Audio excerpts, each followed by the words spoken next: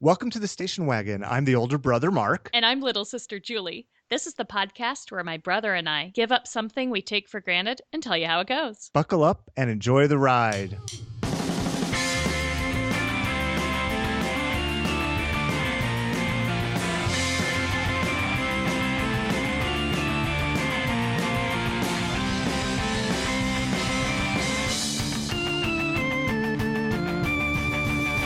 Hey, welcome back to podcasting.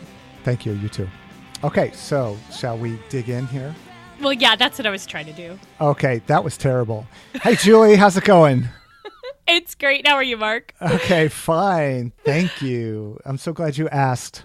Are you feeling stressed out at all? Because I kind of hope you are. Oh my God. I am so stressed out right now. Work is busy and challenging and lots of opportunity for growth and stressful. Oh, opportunities for growth. Yeah. Yeah, I know what that's business speak for. So that's good, though. And yeah, totally. It means that we'll have a fruitful podcast because this time absolutely. we're focusing on meditation, mindfulness, relaxation, these stuff. That's awesome. I can't wait to dig into And we're this. Just to clarify, we're not giving up meditation. We're going to learn right. how to do it and force ourselves to do it. That's right. Exactly. Okay, so Mark. Yes. Do you want to start with the quiz? I would love to. do? I would great. love to. Okay, so Julie, let me lay it out for you. This quiz is going to be 3 questions. Mm-hmm. Each question has multiple choice and 5 or 6 different choices to choose from. Oh, I'm not going to keep that in my working memory. Okay, let's try. Well, 5 to 7, you should be able to do that. All right. Yeah. Which of these can let me start over. Which of these can meditation help reduce? Stress, anxiety, depression, pain, or all of the above? All of the above. That's right. Are you going to talk to us more later about that? Yeah, but you pretty much just summed it up. Did I steal your thunder? Totally. Now I'm thinking this might be the episode where I finally get 3 for 3. Maybe. We'll see. All right. Okay. Which of these traits... Hold on. Grammar error. I'm not surprised. Which of these traits has been said that meditation can promote? Ready? Yes. You ready for this? Okay. There is an all of the above to it, so I'll just give you that. Oh, okay. All of the above. Very good. They were enlightenment, bliss, levitation, and superpowers. Wait. Repeat all those. What BS are you telling us? Sorry. Basically, the idea is you pay practitioner money, you get your own so-called unique mantra that you use during meditation over a period of time. Enlightenment, bliss, levitation, and superpowers. See, that's the problem with all of this stuff is that it just gives meditation a bad name. It totally does. I mean, you don't need to pay any money to meditate. Okay, so Mark, I Yes. just want to make sure that we're being clear that we're not talking about all meditation with a mantra as something bad or woo. We're just, the thing I'm saying is woo and objectionable here is saying that doing meditation will give you superpowers. That's true. That's the thing that I object to. And that's what I object to also. Just be cautious. All right, yeah, no, that's fair. I mean, when I've talked to practitioners of meditation before, what's really important is picking a mantra that works for you. Right. And for a lot of people, it's something religious. For a lot of people, it's just something meaningful. For me, sometimes it's just everything's okay. Everything's okay. And that works for me. And it didn't cost me much either. Was it free? It was free. Very good. Very good. Yeah. Okay, so what were you saying before when I cut you off? Oh, man. I was saying all kinds of good things. Dumb. I was giving you a quiz. Okay, let's go back to that. Let's go. Shall we go back to that? Okay. Yeah. Which of these are popular meditation positions in Buddhism, Jainism, and Hinduism? Ready? Mm-hmm. The full lotus, the half lotus, the Burmese, the seiza, or kneeling, or all of the above. I'll say the full lotus and kneeling. All of the above. Legit. Why didn't I guess that? They are all legit. I was so close to getting 3 for 3. I should have guessed. I just figured you wouldn't do all the above for all 3 answers. I too much thought into it. You did. You really you thought about it. I'm guessing that there's some listeners that did a really good job on this and got all of the above on all of these things. No way. Yeah, probably. If you did, let us know and tell us how much better you are than Julie. And Mark will make you a present this time. No, I won't. Okay, fair. All right. So are you ready for history? Yeah, I am. I'm very interested in this. All right. So history of meditation. This is everything you need to know about the history of meditation. First of all, and then after this, I get to do science, right? That's absolutely right. And I can't wait for the science portion. I just want the listeners to know to stick around through the boring part. That's very good. Okay. Thanks. So, do you know when meditation first was recorded being used? Do you have any guess? Like MP3 recording? Yes, like MP3 recording, Dorcas, of course. Okay. You think you're trying to be funny, but really you're not. I know it. I know as it comes out of my mouth. I can tell. I guess I'll say 1200 BCE. That is. No, CE. Common Era. Common Era. No, actually, it was dating approximately 5,000 to 3,500 BCE. What? Before the Common Era. Before the Common Era. That's a long time ago. Yeah, they found evidence of meditation in wall art dating from that time period. And basically, it's like people sitting in what many of us would recognize as meditation postures. Oh, that's cool. Well, that makes a lot of assumptions, but still it does make a lot of assumptions. Right? They could just be playing cards or something. Right? Yeah. Or who knows? What else can you do in that kind of position? There's a lot of things you could do while sitting. Right? But in like a full lotus position? Pooping, I suppose. There's also Indian scriptures dating back about 3,000 years ago that literally write it out. Okay, so at least 3,000. Right. It's Johnny come lately. Okay. God. Well, it's more Johnny come lately than, what was it? Combing your hair? Or no, shaving. Shaving was done. For sure. Right? Okay. Yep. What episode was that? Like episode I don't remember. 7. We've been doing this a long time. We have been doing this a long time. It's awesome. Yeah, it's fun. So 1986, there were actually 7 lawsuits that were tried. Wait. You just went from 3,000 years ago to now. Okay, just checking. Yeah. Okay, fast forward a bit. Fast forward a bit. I'm trying to do this history section really short and just give you the highlights. Okay, fair. Yeah. So in 1986, there were actually 7 lawsuits against the Transcendental Meditation Organization. Whoa, that's a lot. They were trying to get punitive damages, at least one of those lawsuits totaling $9 million. And the Maharishi couldn't become a defendant in the case because they couldn't serve him with papers. Because of his superpowers? Because they couldn't locate him in India or Switzerland where he lived. Oh, they should have done like land shark. And then he was like, God, land shark. Right? And then be like, Julie, just kidding, like, you've been served. It goes like this. Well, first of all, it goes like this. Candy Graham. No thanks. You're that land shark, aren't you? No, ma'am. I'm just a friendly dolphin. We're probably breaking copyright laws. So. Is that right? Okay. We might get a cease and desist from Saturday Night Live. God. I could only hope something that big happens to us. Okay. So, the main plaintiff, Mr. Kropinski, said he was told that meditation would improve every aspect of his life, and in 5 years he could achieve a perfect state of life. Including an easier to spell name? I think not. What do you mean? Kropinski, that's a tough one. Yeah, it's pretty good. Yeah. I'm just saying it's one aspect of his life that meditation is not going to help. That's true, unless everybody else around him meditates on how to spell his name, I suppose. Oh, I was wrong. You were right. Okay, right. Continue. Okay. And he charged that the guru's followers told him the practice of meditation was scientifically proved to reduce stress, improve memory, reverse the aging process, and enable individuals to achieve their full potential, confer perfect health, reduce inner strife, and last and greatest, or actually not last, but pretty great, promote world peace and promise self-levitation. Whoa! Do you know what Om Shinrikyo is? No, what is that?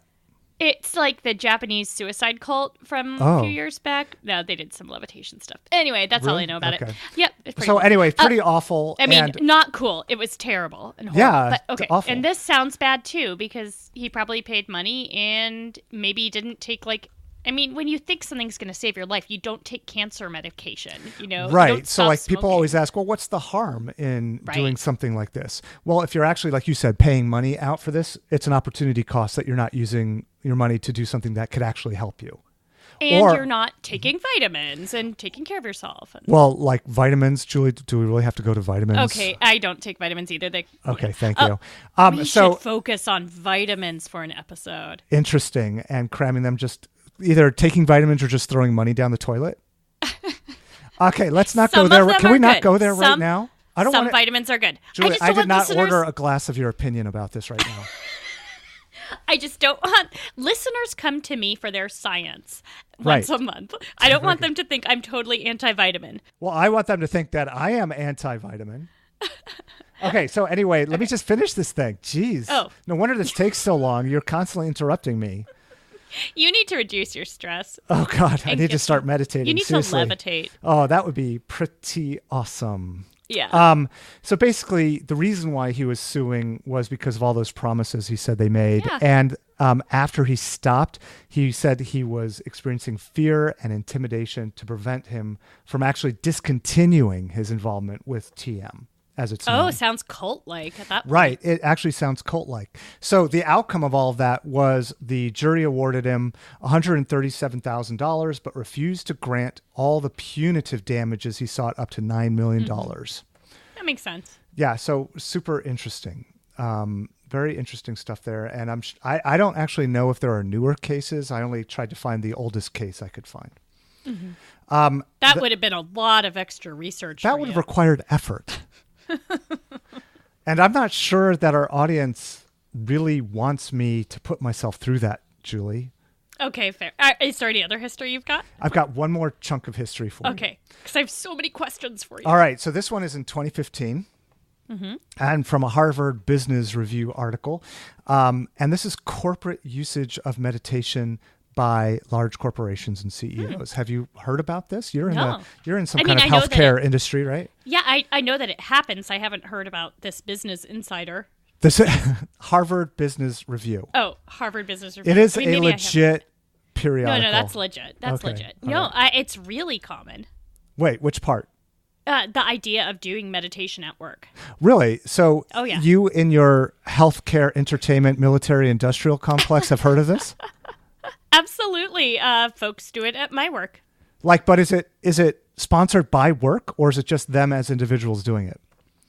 It's them as individuals doing it, but it's during work hours. To what end? Would you know, can you guess at what their objectives are, what their goals are with it? Just stress reduction.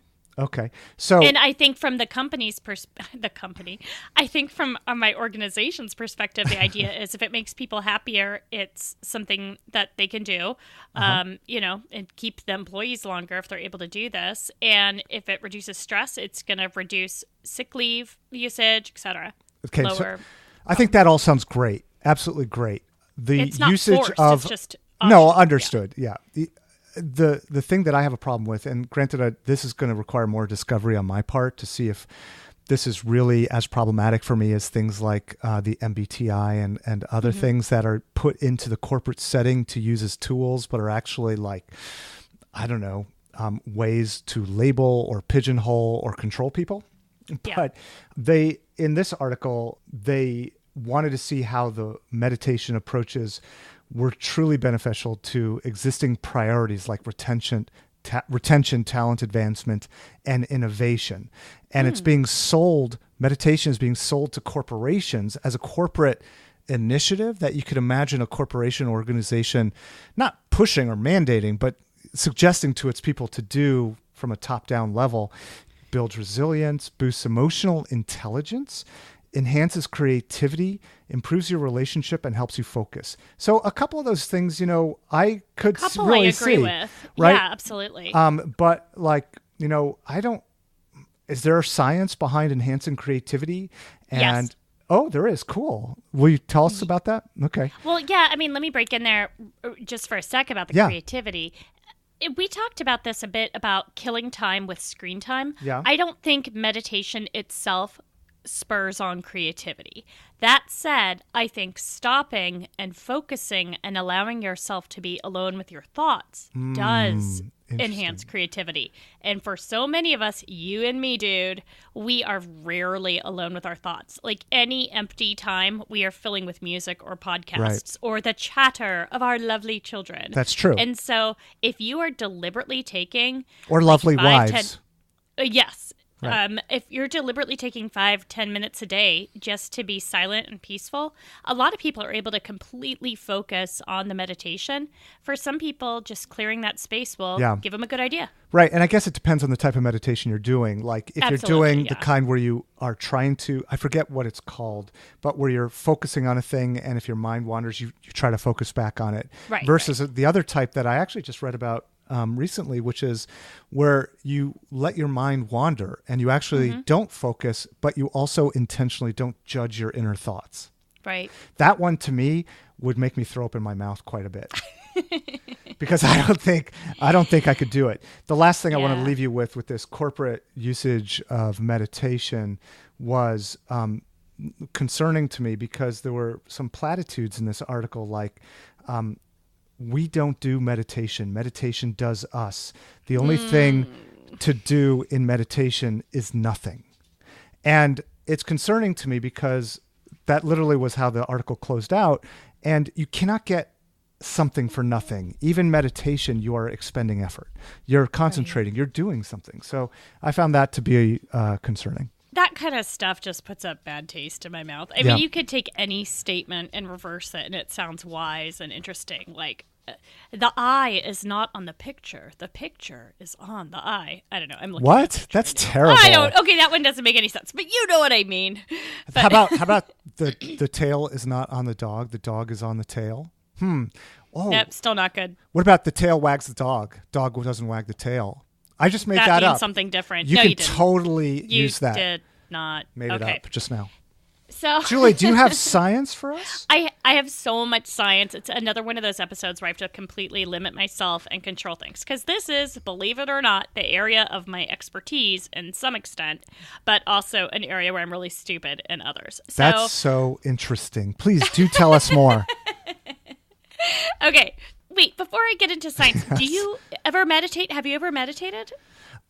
Yeah, because I'm a poster child for anxiety.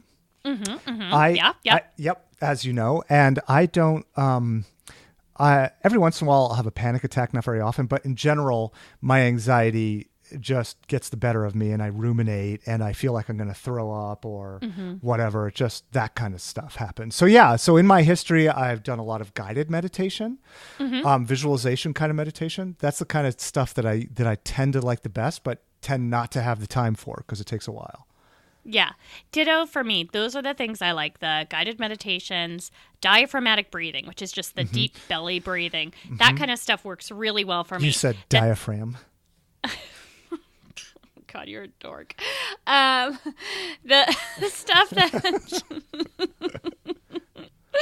the stuff that doesn't work but you for love me me for it, right? I do. Okay, I do. Thank you. Sphincter says what? What? And the thing that the kind of meditation I've tried before that I don't like is the mantra stuff, especially when someone else is telling me a mantra to use. What if you just paid a lot of money for your mantra? Then I would like it because I wouldn't want to feel like I wasted money, so I'd automatically like it. Right. So, I don't like when I'm meditating and someone's like, here, Bert, you're going to repeat these words after me. But don't worry, they're in another language and you don't need to worry about what they mean. It's from a cool language, so it's probably awesome. So I mean, have you experienced that, or is this just one of your fears? No, I've experienced like going to meditation with somebody and them being like, okay, now we're going to listen to a gong really loud, and then which sometimes hurts my ears, and then we're going, so that's just me whining. But your ears hurt. But then, and now repeat after me, and not knowing what it means. And I don't like that. First of all, it just like doesn't appeal to my sense of being like a sheep. Right. But, also I just want to know what I'm saying. Don't make me repeat something. Right. Okay. So, do you know what fight or flight means? Fight or flight? Sure, of course. Okay. Well, I know you know. Okay. For our listeners who might not know, I want to talk just for a second about the autonomic nervous system. I promise I won't get too sciencey here, okay? But basically, when we're in a stressful situation, our body reacts physically. That experience you have when you wake up in the morning, you're feeling kind of good. You're like, whoa, I actually feel like I slept well last night for a change. You turn over, you look at your clock, and you realize the reason you're feeling so wide awake is because you slept in by an hour and a half, and now you're late for work. Okay, that instant you make that realization, your autonomic nervous system kicks in. You are suddenly in like I don't want to say panic mode because it's not a panic attack, but you are extremely energized. You can hop right out of that bed and run, brush your teeth, do whatever, get to work as fast as you can, or school or anything. And what's happening when you're in that experience is what we call the flight or fight response, which means your brain is telling you, holy smokes, this is bad. Do something, do something. And your body's reacting to that stressor of being late the same way it would. So like this is just like the Wonder Pets when they start off by saying, this is serious. Exactly. And what's going to work? Teamwork. Yes. Okay. Anyway, that's probably a really dated reference these days, but a cutie one. Anyway, we'll have to link to Wonder Pets. Okay. So when that happens, it's the same experience you would have if like all of a sudden you saw a robber breaking into your house. Ooh, it's robber. Not exactly the same experience. Usually I say a lion attacking you in the plains, but that's kind of harder to imagine. Okay. The idea that our body's physiologically responding, that it's powering you up to either fight that robber, fight that lion, or run away. And so the way it powers up is glucose is released into your bloodstream. So sugar is getting sent into your bloodstream to power you up. And hormones are going into your bloodstream. Everything's cortisol, getting ready to power you up as much as you can to go fight. Your heart is going to increase. Your muscles are going to tense up. To fight that robber. Right. Your mouth is going to dry up because your muscles are ready. Your stomach's going to clench. And then, later in the day, you'll probably have tummy troubles and those kinds of things. And the problem is that if you Wait actually a minute. did... I'm so sorry. Later in the day, after you fight the robber, you're going to have tummy troubles? I think that's like an aside. Okay. Anyway. Okay, so if for some reason you... Okay, so let's say in our modern... place here. You're not actually fighting a lion or a robber. You're just late for work. Let's say to get to work or school, you had to run 4 blocks. Yeah. By the time you got there, your body would have used up that extra glucose in your bloodstream. Okay. Your muscles would probably get used, and then you would experience less muscle tension later. And you would be in an okay position to kind of continue your day. You'd probably be sweaty and grumpy, but it would be all right. However, that's not usually what happens. When you go to a meeting and you realized, oh, shoot, I had something that was due, or you walk into your class and you realize I forgot to do my homework, you experience that flight or fight response with the glucose hitting your bloodstream, your muscles tensing up, your mouth drying up, your heart racing. But we have to just sit down and be an adult and not run around, not fight. We have to just sit there and try to look calm. And as a result, it really stinks for us. It's not good. All that glucose stays in your bloodstream, not going anywhere, making you feel miserable. And as a result, if this happens to you all the time, if you're living every day like feeling this sensation, and not exercising and not getting rid of it and not preventing it, then that's when we start to see heart disease develop and cardiovascular problems because of all the glucose and cortisol in the bloodstream. And it's also a miserable way to live. It's not very fun. And so people who live extremely stressful lives, their immunity reduces. They start getting sick all the time. And so there's just a lot of reciprocal things that happen. Meditation, mindfulness, relaxation, those things aren't going to cure you of the flight or fight response by any means. What they can help you with is in the moment when you start, if you practice meditation and you already have the skills to engage in what I'm going to call the relaxation response. I shouldn't have said what I'm going to call it because that's what it's called. I did not just make that up. But engaging in the relaxation response, it stops that cycle. And so For me, I practice diaphragmatic breathing quite a bit. And so if I experience that flight or fight response, if I'm in a meeting or something and something really bad happens, then I know logically, but I don't actually do this, which is what I'm going to be working on, to like stop, do the diaphragmatic breathing, take deep breaths in, hold it, and let it out. If our listeners want a good app or two to help them learn this, Breathe to Relax is a fantastic free mobile app. Another one is the Virtual Hope Box. Either of those are really, really good apps to learn diaphragmatic breathing. And then using that in the moment will stop this process from happening.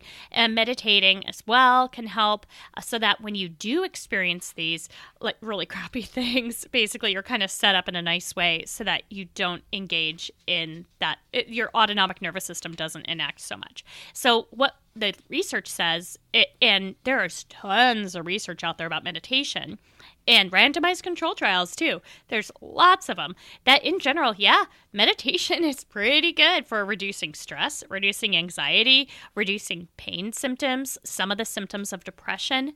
But here's the thing. It's not a cure-all, and it's not better than exercise. It's not better than progressive muscle relaxation, which is where you just take muscle by muscle, squeeze it for a minute, and then let it go. It's not better than medication or cognitive behavioral therapy. So it is good, absolutely. But it's just another tool people can use.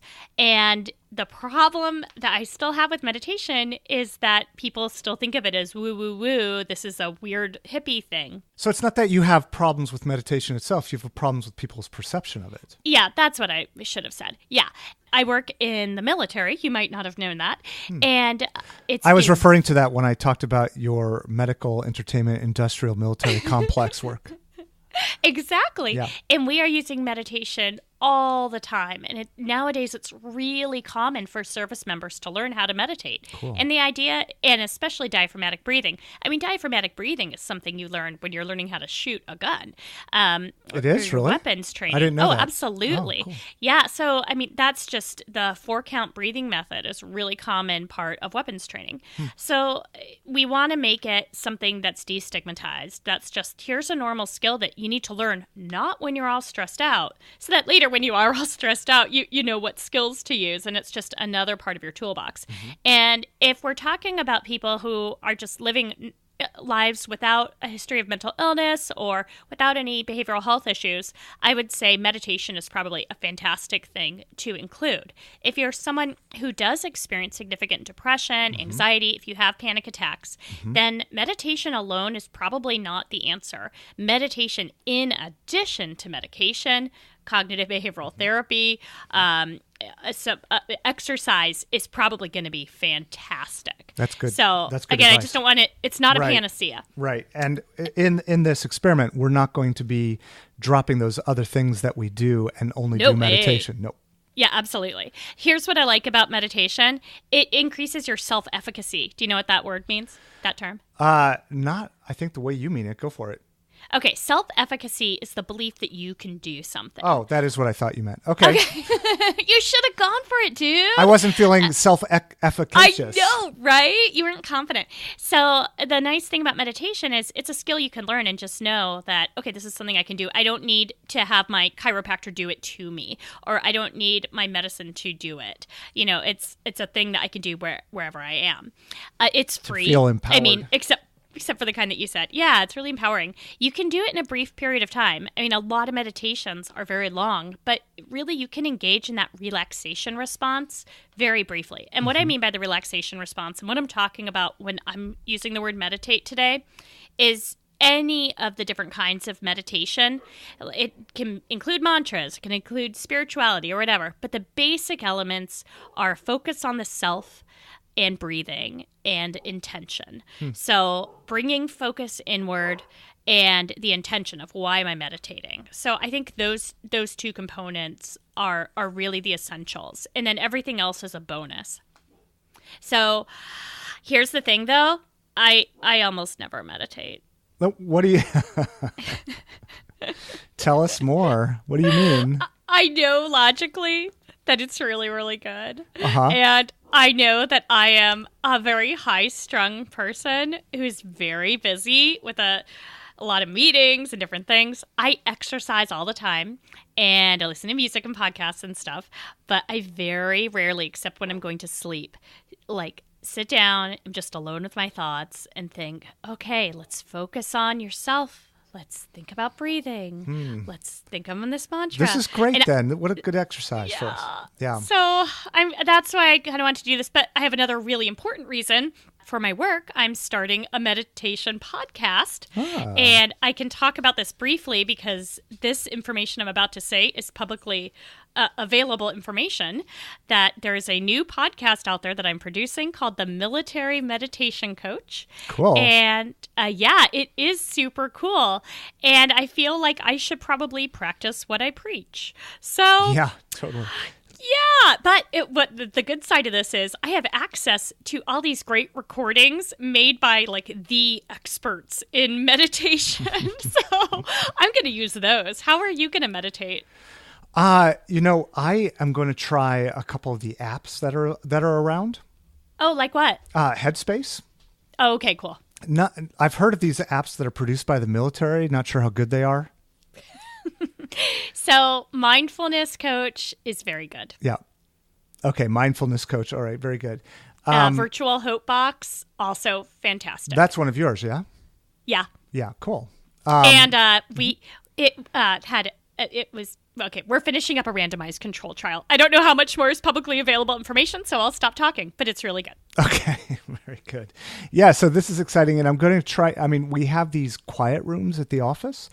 That you can use. You can just schedule them. So I'm going to try to use those. Are you going to do it anywhere else or just in those quiet rooms? Well, while I'm at the office, I'm going to try to do it in those quiet rooms and be really intentional about it. Okay. Are you going to schedule time on your calendar so you remember? Yes. And how long are you going to start off with? Oh, like 15 minutes. Okay. Yeah. That sounds good. I'll try that too. Okay. Very good. Have so, fun. You too. Okay, listeners, we'll be right back after a couple of short interviews and some music from the Pleasure Kills. See you in 2 weeks. Okay. All right. Bye-bye.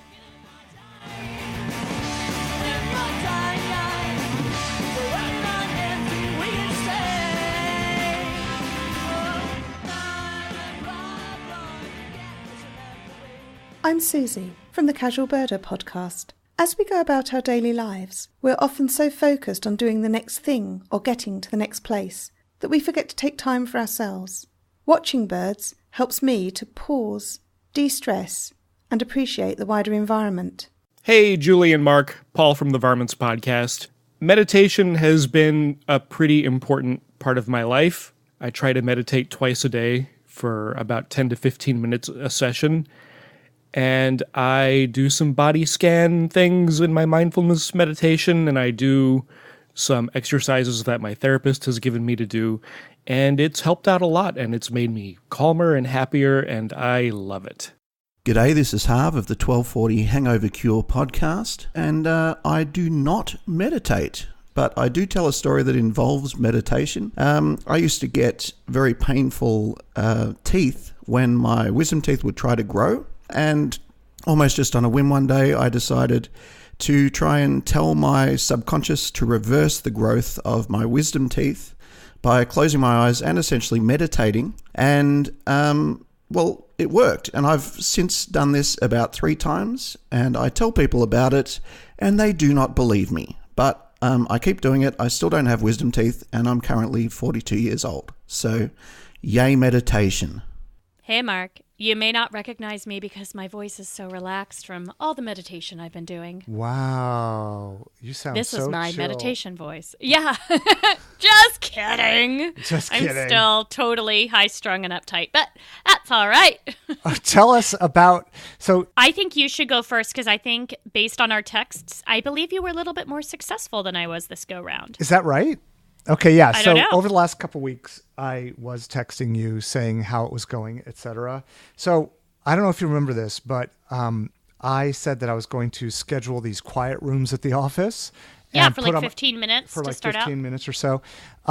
So I never found the time to do that. Oh, yeah, that's hard, right? 15 minutes is a lot. Yeah, but it shouldn't be. I mean, I take that time to eat lunch or to go for a walk or something like that. Did you have time to go for a walk? A couple times I did, but not very often. Why'd you go for a walk instead of going in your quiet, padded room? Because I felt like going for a walk was going to be better for my body and my mind. Yeah. I just had that natural inclination. I don't know. Sure. Well, I mean, you've experienced success with that before, so it's intrinsically rewarding. I guess that's true. So the last couple of weeks have been really, really stressful at the office. We're doing a lot of big, challenging work. And it would have been great if I had set aside time, but I just couldn't find the time to set aside. Not that I couldn't find the time to actually like make the calendar appointments. I literally just never prioritized, okay, to be completely transparent. That's the thing. Yeah. Yes. What do you know about it? Ditto. Oh, tell us. What do you mean? Just that for like the first few days of this, I completely didn't do it at all. And I kept writing it on my list of things to do, but somehow it always got dropped. But why? I mean, you really probably should be thinking about that. And I felt guilty about it. Yeah. I mean, aren't you putting together a podcast about this? Maybe I'm not. Okay. Yes, I am. But I mean, it was the same thing. Like, I still took time to go exercise. Okay. But I knew what's up with exercise would work. Well, okay. So here for me, but wait, but then you did text me a couple times that you were doing it. All right. So also I said I was going to use Headspace or some kind of app. Yeah. And so first of all, what I found is that on those apps, there's some free meditation, I don't know, tracks. I don't know what you would call them. But then everything else costs a monthly subscription. So I didn't bother doing that. Yeah. So Headspace, we're looking for sponsors because, we'd be great for you. Actually, that would be pretty good. That would be pretty good, right? You can tell Headspace that we probably need to meditate more. Anyway, so I tried those a little bit, but I don't know, Julie, I just couldn't. With a Headspace app, you still need to go to a place. Like, I just didn't feel comfortable sitting at my desk doing this. And so, like, to get up away from my work, to make the cut in connection to do that, I just couldn't prioritize it. So what I go ahead. For me, like, I just have this huge long list of things to do. I was really busy at work too, and it's just like, it's gonna make me more stressed out to like not get this task done. Right. And did you ever? I mean, I think I tried doing it a few times, like maybe like 2 or 3 times at the office, and in one of those quiet rooms. I did really try, but I don't know. It just wasn't very gratifying, and probably because I didn't stick with it long enough, like do it enough times. What do you think about that? Yeah, I think that's possible. For me, I mean, I don't want to like run over you and get to my amazing conclusions, but I did actually end up having some success at work, but it wasn't the way I expected. Oh, so I'll jump in then. Yeah, go ahead. Okay, so basically, we're like, I remember one day both of us were like, okay, neither of us have done this yet. By the end of today, we are both going to meditate. Right. And so by the way, I didn't during that day. I did for like 2 minutes. It was like nothing, like 15 minutes that we were like, okay, yeah, we'll just start with 15 minutes. Right. Dude, that's a long time. So finally, I went to some of the exercise. Okay, so some of the meditations that we're doing for the podcast, Military Meditation Coach, are fantastic. And those really were pretty amazing, actually. But the problem was, again, just finding the time to sit down and be by myself and do that. Mm-hmm. And then what I went back to was my research from last time. And I was like, okay, the essential thing here isn't listening to an expert. The essential thing here is the relaxation response and the deep breathing and focusing on myself and my intention. So that's what I did for like the second 10 days, I guess, the last 10 days. Right. And there were 4 different places where I really did that quite a bit. One was in meetings while driving my car, which I know sounds dangerous, but hold on. That sounds really dangerous. Hold your horses. All right. Okay. And in bed first thing in the morning. And when I say I meditated, what I meant by that was not I closed my eyes or anything. Like I kept my eyes open. I was aware of my surroundings. I just deliberately did the diaphragmatic breathing for a few minutes while driving, and that's safe, while doing the different things, and while in meetings, and just gave I didn't say the mantra out loud or multiple times. I just said a couple times, like, it's going to be okay. Like when I was in the car, like, you are going to get there. You know, it doesn't matter if you're late or early, you're going to get there. And in the meetings, it was like, it's okay. You're being successful right now. And, you know, in the meetings, we had just a couple really stressful ones. You know, nothing like too bad, but still enough that it wasn't pleasant. And I started to feel that fight or flight symptom kick in. And so I was like, okay, this is where I need it. And that worked so well. And no one looked at me weird and was like, what's that thing you're doing, Ken? You know, it wasn't like that. You know, I think I was able to hide it. Were you doing like well. deep inhales and exhales? Like really loud, noisy ones? Right. And like Kegels and stuff. Oh, yeah. God. Sorry. Butt clenches. Right. But the other time I did a different one was before bed. I did the same stuff of like focusing on the intention and, you know, doing the deep breathing. And then also doing like, I guess, self-guided imagery of just, and this is something I've done for years, is just like designing an ideal bedroom, you know, and like picturing like the perfect bed and going through all the senses. And this also helped me. This whole experience helped me remember some of the meditations that I've really liked that I've been doing for myself to get to sleep. And I'm going to record some of those and add them to the Military Meditation Coach podcast. Very so cool. It was kind of cool remembering some of them because there's a lot I haven't tried in a while. And there's also some that are good for kids. And I'd like to be able to teach my kids some of these as well. That's cool. So and I'll that just was leave pretty successful. That sounds really awesome. And Kendra's always telling me that, you know, I'm doing my deep breathing again or whatever. That's how she can tell that I'm getting stressed out. So I think I do that just a lot in general, and I need to do it more. But one of the things that I found was doing the kind of meditation where like I try to do it just in bed, like at night. My mind is just super spinning, going 100 miles an hour.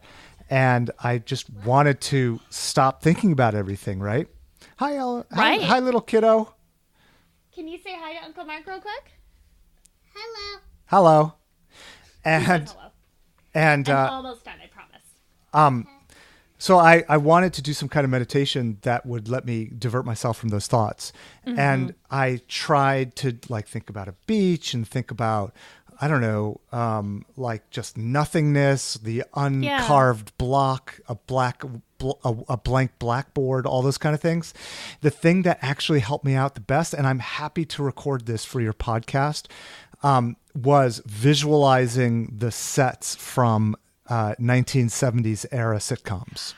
That is incredible. How did you come up with that idea? Well, is that your idea? That was my idea. So because I needed something that was completely different than what my brain wanted to think about.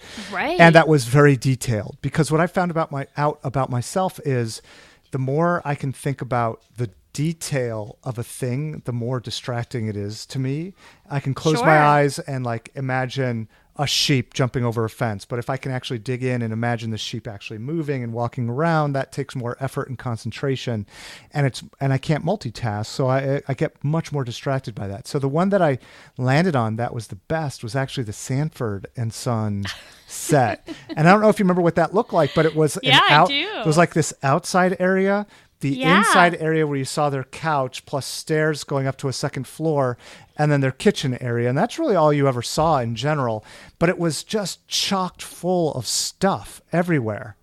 I mean, there's just brilliant stuff everywhere. So I don't know. I don't have a photographic memory. I don't know what all the stuff was, but I can imagine a junkyard. I can imagine stuff. And so I just imagined sort of looking at that and digging into the detail of what was around there. And I was able to maintain that for like, I don't know, 5 minutes or so at a shot without getting distracted.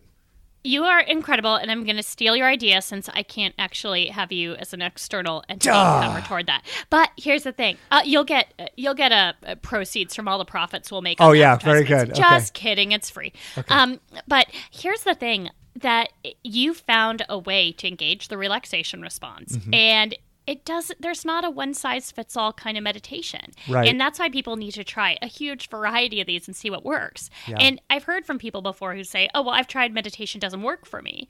Well, yeah, you try it one time. There's 20 different kinds. It's not one-size-fits-all. You got to try a bunch of different kinds. If I hear someone say, oh, well, I've tried challah before, I didn't like it, I would say, well, you haven't tried the challah I made. Here's a podcast all about it. Right, exactly. Yep. So totally. Anyway, I would recommend people try this. I would totally recommend people try this and start small and work into it. It's like exercising in general. I was trying to start really big and got disappointed in myself, and that worked against me. You were a dummy. Oh my God. What is wrong with you? I don't know. I was just listening to our old episode on humor. Yeah. And you made a bunch of wisecracks about me. And so I think I just want to have some retribution, even though that episode was from a year ago. Oh my God. All right. I'm prepared to close out this episode now and say goodbye to you. Please get in touch with us on Facebook and Twitter.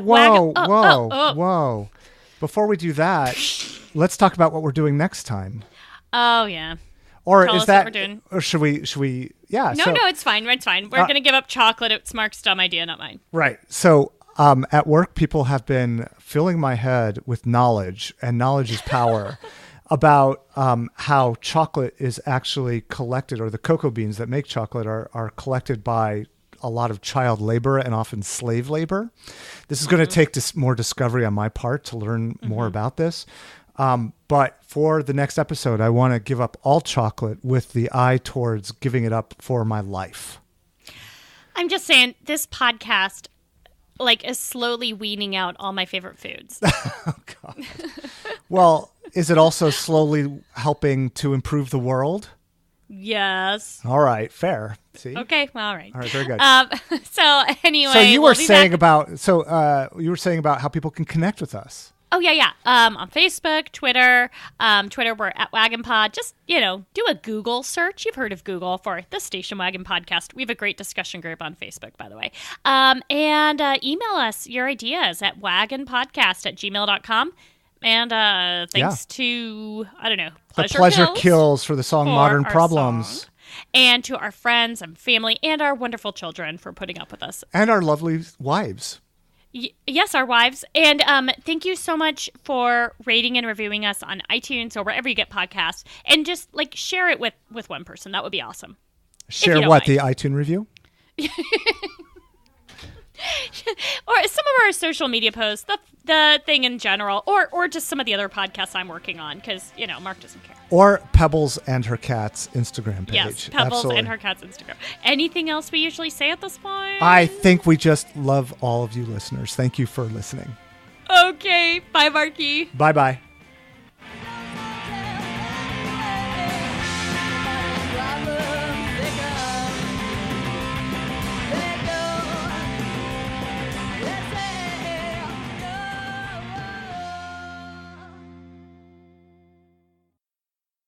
Stay up too late. Oh my God. Record too many podcasts. That may be true. It's possibly true.